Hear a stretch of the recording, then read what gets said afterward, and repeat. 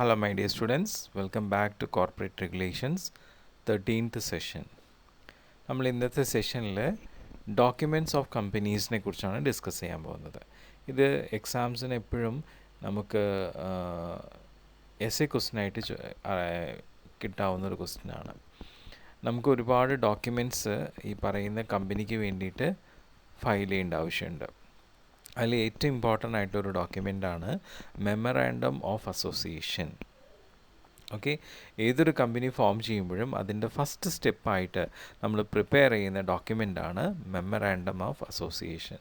ഇത് വളരെ ഇമ്പോർട്ടൻ്റ് ആയിട്ടുള്ളൊരു ഡോക്യുമെൻ്റാണ്. നമ്മളുടെ കമ്പനി രജിസ്റ്റർ ചെയ്യാനും അതിനെ ഇൻകോർപ്പറേറ്റ് ചെയ്ത് ഒരു ജോയിൻ്റ് സ്റ്റോക്ക് കമ്പനിയായിട്ട് പ്രാബല്യത്തിൽ കൊണ്ടുവരാൻ മെമ്മറാൻഡം ഓഫ് അസോസിയേഷൻ വേണം. ഓക്കെ, സോ ഇങ്ങനെയുള്ള മെമ്മറാൻഡം ഓഫ് അസോസിയേഷനിൽ നമ്മുടെ കമ്പനിയുടെ നമ്മൾ ഇൻകോർപ്പറേറ്റ് ചെയ്തിട്ടുള്ള കമ്പനിയുടെ എല്ലാ ഫണ്ടമെൻ്റൽ കണ്ടീഷൻസും അതിലുണ്ടായിരിക്കും. ഒരു കമ്പനിയും ഈ പറയുന്ന മെമ്മറാൻഡം ഓഫ് അസോസിയേഷൻ ഇല്ലാതെ നമുക്ക് രജിസ്റ്റർ ചെയ്യാനായിട്ട് പറ്റില്ല. അപ്പോൾ അതുകൊണ്ട് ഈ ഒരു ഡോക്യുമെൻ്റ് വളരെ ഇമ്പോർട്ടൻ്റ് ആണ് ഒരു കമ്പനി അപേക്ഷിച്ച് നോക്കുമ്പോൾ. നമ്മളുടെ കമ്പനി ആക്ട് 2014 അനുസരിച്ച് മെമ്മറാൻഡം എന്ന് പറഞ്ഞാൽ തന്നെ നമ്മൾ മനസ്സിലാക്കേണ്ട ഒരു കാര്യം മെമ്മറാൻഡം ഓഫ് അസോസിയേഷൻ എന്നാണ്. ഇത് നമുക്ക് കാലാകാലങ്ങളായിട്ട് മുമ്പുണ്ടായിരുന്ന പല കമ്പനി ലോയിൽ നിന്നും ഈ ഒരു മെമ്മറാൻഡം ഓഫ് അസോസിയേഷനെ കുറിച്ച് ഡിഫൈൻ ചെയ്യുന്നുണ്ട്. പക്ഷേ എക്സാക്ട്ലി അതിൻ്റെ കൃത്യമായിട്ടുള്ള മീനിങ് ഇപ്പോഴും എക്സ്പ്ലെയിൻ ചെയ്തിട്ടില്ല എന്നുള്ളതാണ്.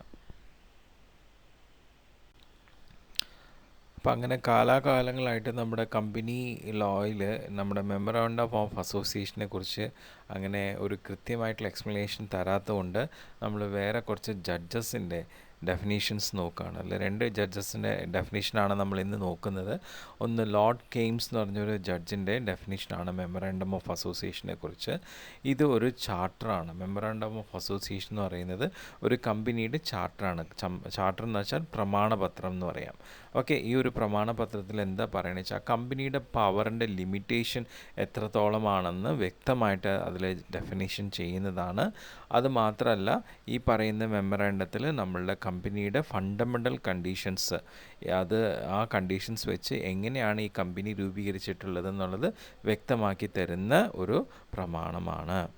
അങ്ങനെയാണ് ലോർഡ് കെയ്ംസ് പറഞ്ഞിട്ടുള്ളത്. ഇനി ലോർഡ് മാക്മില്ലൻ പറഞ്ഞിട്ടുള്ളത് എന്താ വെച്ച് കഴിഞ്ഞാൽ, ഒരു മെമ്മറാൻഡത്തിൻ്റെ ആവശ്യകത എന്ന് പറഞ്ഞാൽ അത് നമ്മളുടെ ഷെയർ ഹോൾഡേഴ്സിനും ക്രെഡിറ്റേഴ്സിനും മറ്റുള്ള ആൾക്കാർ ആ കമ്പനിയായിട്ട് ഡീൽ ചെയ്യുന്നവർക്ക് ഈ കമ്പനി ഏത് റേഞ്ച് വരെ ഒരു ബിസിനസ് നടത്താനുള്ള പെർമിഷൻ ഉണ്ടെന്നുള്ളത് ഉറപ്പ് വരുത്തുന്നതിന് വേണ്ടിയിട്ടാണെന്ന് പറയുന്നു. ഓക്കെ, അപ്പോൾ അങ്ങനെ ഈ മെമ്മറാൻഡം ഓഫ് അസോസിയേഷൻ എന്ന് പറയുന്നത് നമ്മുടെ കമ്പനി രൂപീകരിക്കുന്നതിൻ്റെ ഒരു കരട് രൂപമാണെന്ന് വേണമെങ്കിൽ പറയാം. ഓക്കെ, സോ ഇതിലൂടെയാണ് ആ കമ്പനി എന്ത് ചെയ്യുന്നത്, എസ്റ്റാബ്ലിഷ് ചെയ്യുന്നത്. ഇനി നമുക്ക് നമ്മളുടെ മെമ്മറാൻഡം ഓഫ് അസോസിയേഷൻ്റെ ഇമ്പോർട്ടൻസ് എന്താണെന്ന് നോക്കാം. അല്ലേ, നമ്മളുടെ ഈ മെമ്മറാൻഡം ഓഫ് അസോസിയേഷൻ എന്ന് പറഞ്ഞാൽ നമ്മൾ നേരത്തെ പറഞ്ഞല്ലോ, it is an important document of every company. അപ്പം അത് ആ കമ്പനിയുടെ ഈടുപാടുകൾ വളരെ ഇമ്പോർട്ടൻ്റ് ആയിട്ടുള്ളൊരു ഡോക്യുമെൻ്റാണ്. ഇതൊരു പ്രമാണപത്രമാണ്. കമ്പനിയുടെ പ്രമാണപത്രമാണ്. ആ പ്രമാണപത്രത്തിൽ ആ കമ്പനിയുടെ ഫണ്ടമെൻ്റലായിട്ടുള്ള കണ്ടീഷൻസ് വ്യക്തമാക്കിയിട്ടുണ്ടാവും. ഈ ഒരു പ്രമാണപത്രം വെച്ചിട്ടായിരിക്കും നമുക്ക് ആ കമ്പനി രജിസ്റ്റർ ചെയ്യാനായിട്ട് പറ്റുക. അപ്പോൾ നമ്മുടെ കമ്പനിയുടെ സ്ട്രക്ചർ ഡെവലപ്പ് ചെയ്യാനുള്ള ഒരു ഫൗണ്ടേഷനാണ് ഈ ഒരു മെമ്മറാൻഡം ഓഫ് അസോസിയേഷൻ എന്ന് പറയുന്നത്. ഈ ഒരു മെമ്മറാൻഡം ഓഫ് അസോസിയേഷൻ വെച്ചുകൊണ്ടാണ് ആ കമ്പനിയുടെ ഏതൊക്കെ ഏരിയാസിലാണ് ആ കമ്പനി ഓപ്പറേറ്റ് ചെയ്യുന്നതെന്നുള്ളത് വ്യക്തമാക്കാനായിട്ട് പറ്റുക. അതുമാത്രമല്ല, കമ്പനിക്ക് നമ്മുടെ കമ്പനിയുടെ പുറമേയുള്ള ഈ ഇടപാടുകൾ എങ്ങനെയൊക്കെയാണ്, ആ എക്സ്റ്റേണൽ അഫെയർസ് അതെങ്ങനെയാണ് റെഗുലേറ്റ് ചെയ്യുന്നതെന്നുള്ളതും വ്യക്തമാക്കി മനസ്സിലാക്കിയെടുക്കാൻ പറ്റുന്നത് മെമ്മറാൻഡം ഓഫ് അസോസിയേഷനിൽ നിന്നാണ്. ഈ മെമ്മറാൻഡം ഓഫ് അസോസിയേഷൻ എന്ന് പറയുന്നത് ശരിക്കും ഒരു പബ്ലിക് ഡോക്യുമെൻ്റാണ്. ആ കമ്പനിയായിട്ട് ഡീൽ ചെയ്യുന്ന ആർക്ക് വേണമെങ്കിലും ആ ഡോക്യുമെൻ്റ് നോക്കി മനസ്സിലാക്കാവുന്നതാണ് കമ്പനിയെക്കുറിച്ചിട്ട്. അപ്പം ആ കമ്പനിയെക്കുറിച്ച് നോക്കണം എന്നുള്ളവർക്ക് ആ കമ്പനി ഒരു നോമിനൽ പേയ്മെൻറ്റിൽ അതിൻ്റെ കോപ്പീസ് വാങ്ങിച്ചെടുക്കാവുന്നതാണ്. ഈ മെമ്മറാൻഡം ഓഫ് അസോസിയേഷന് രജിസ്റ്റർ ചെയ്യുന്നതിന് 2 ഒബ്ജക്റ്റീവ്സ് ഉണ്ട്. ഒന്ന് എന്താണെന്ന് വെച്ച് കഴിഞ്ഞാൽ, അതിൽ പ്രോസ്പെക്റ്റീവ് ആയിട്ടുള്ള ഷെയർ ഹോൾഡേഴ്സിന് അവരുടെ ഇൻവെസ്റ്റ് ചെയ്തിട്ടുള്ള മണി എങ്ങനെയാണ് കമ്പനി യൂസ് ചെയ്യാൻ പോകുന്നത്, അവരുടെ ഇൻവെസ്റ്റ്മെൻറ്റ് റിസ്ക് മനസ്സിലാക്കാനായിട്ട് ഈ മെമ്മറാണ്ടം ഹെൽപ്പ് ചെയ്യുന്നതാണ്. അതുപോലെ തന്നെ ഏതൊരു വ്യക്തി ആ കമ്പനിയായിട്ട് ഡീൽ ചെയ്യുന്നവർക്ക് ആ കമ്പനിയുടെ ലക്ഷ്യം എന്താണ്, ആ കമ്പനി എന്തൊക്കെ കാര്യങ്ങളാണ് ഡീൽ ചെയ്യുന്നത്, എന്തൊക്കെ കാര്യങ്ങൾ ഡീൽ ചെയ്യാൻ പാടില്ല, ഇതിനെക്കുറിച്ചൊരു വ്യക്തമായിട്ടുള്ള ധാരണയും ഈ മെമ്മറാണ്ടം ഓഫ് അസോസിയേഷനിൽ നിന്നും കിട്ടുന്നതാണ്. ഇനി നമ്മളുടെ മെമ്മറാണ്ടം ഓഫ് അസോസിയേഷൻ ഫോം ചെയ്യുന്നതിന് എന്തൊക്കെയാണ് റിക്വയർമെൻറ്റ്സ് വരുന്നത്? ഓക്കെ, ഒരു കമ്പനി അതിൻ്റെ മെമ്മറാണ്ടം ഓഫ് അസോസിയേഷൻ ഫോം ചെയ്യുമ്പോൾ അതിൻ്റെ പേരിൻ്റെ കൂടെ ലിമിറ്റഡ്, പബ്ലിക് ലിമിറ്റഡ് കമ്പനി ആണെങ്കിൽ ലിമിറ്റഡ് എന്നും, പ്രൈവറ്റ് ലിമിറ്റഡ് കമ്പനി ആണെങ്കിൽ പ്രൈവറ്റ് ലിമിറ്റഡ് എന്നും ചേർത്തിരിക്കണം. അത് നമ്മൾ നേരത്തെ പറഞ്ഞിട്ടുള്ളൊരു കാര്യമാണ്. പിന്നെ അവരുടെ രജിസ്റ്റേർഡ് ഓഫീസ് എവിടെയാണ് സിറ്റുവേറ്റ് ചെയ്തിട്ടുള്ളത് എന്നുള്ളത് അവിടെ ആ മെമ്മറാണ്ടത്തിൽ മെൻഷൻ ചെയ്തേക്കണം. പിന്നെ അതുപോലെ തന്നെ ആ കമ്പനിയുടെ ഒബ്ജക്ട്സ് എന്തൊക്കെയാണ്, മെയിൻ ഒബ്ജക്ട്സ് എന്തൊക്കെയാണെന്നുള്ളതും ആ മെമ്മറാണ്ടത്തിൽ വ്യക്തമാക്കിയിരിക്കണം.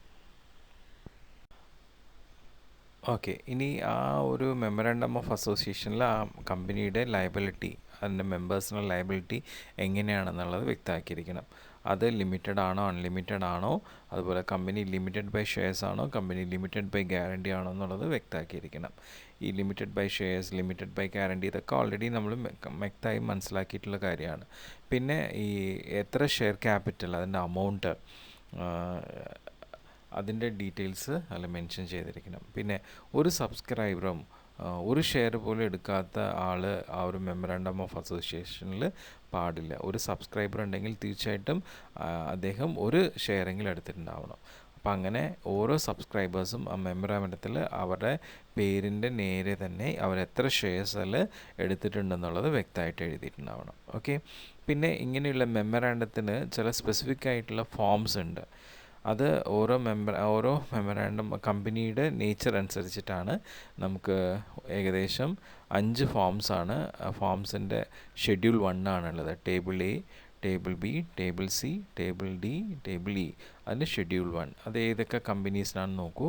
ടേബിൾ 1A എന്ന് പറയുന്നത് മെമ്മറാണ്ടം ഓഫ് അസോസിയേഷൻ, അത് കമ്പനി ലിമിറ്റഡ് ബൈ ഷെയർസ്.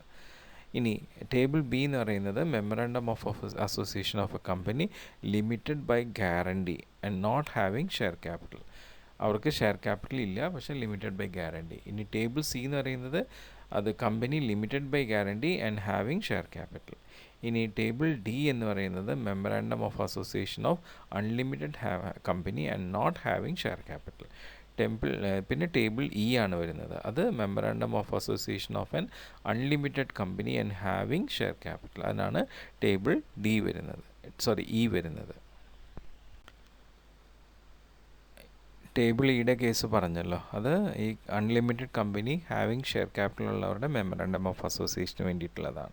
ഇനി നമ്മളുടെ ഈ printing and signature of memorandum, ഇപ്പോഴൊക്കെ നമുക്ക് മെമ്മറാണ്ടം ഓഫ് അസോസിയേഷൻ പ്രിൻ്റഡ് ആയിട്ട് എടുക്കാം. പിന്നെ അതിൽ ആ പ്രിൻറ്റിങ്ങിൽ നമുക്ക് ഓരോ പാരഗ്രാഫ്സ് ഡിവൈഡ് ചെയ്തിട്ട് ഓരോ പാരഗ്രാഫ്സിന് നമ്പേഴ്സ് കൊടുക്കാം. പിന്നെ ഈ പറയുന്ന സബ്സ്ക്രൈബേഴ്സ് അതിൽ സൈൻ ചെയ്യണം. അവരുടെ സൈൻ ചെയ്യുമ്പോൾ അവരുടെ അഡ്രസ്സ്, അവരുടെ ഡിസ്ക്രിപ്ഷൻ, അവരുടെ ഓക്യുപ്പേഷൻ എല്ലാം മെൻഷൻ ചെയ്തിരിക്കണം. ഇവർ ഏതെങ്കിലും ഒരു വിറ്റ്നസ്സിൻ്റെ മുമ്പാകെയാണ് സൈൻ ചെയ്യേണ്ടത്. ആ വിറ്റ്നസ് ആ സബ്സ്ക്രൈബറുടെ സൈൻ അറ്റസ്റ്റ് ചെയ്ത് അവർ വെരിഫിക്കേഷൻ ചെയ്തു ബാക്കിയുള്ള ഡീറ്റെയിൽസ് എന്നുള്ളത് അവിടെ ഉറപ്പുവരുത്തുകയും വേണം. ഓക്കെ, പിന്നെ നമ്മുടെ memorandum of അസോസിയേഷനിലെ content.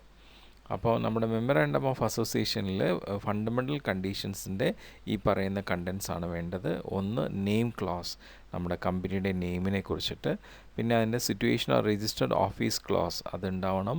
Object clause ഉണ്ടാവണം. Liability clause, capital clause, association clause, അങ്ങനെ 1 by 1 ക്ലോസുകൾ ആ കണ്ടൻറ്റിൽ ഉണ്ടാവണം.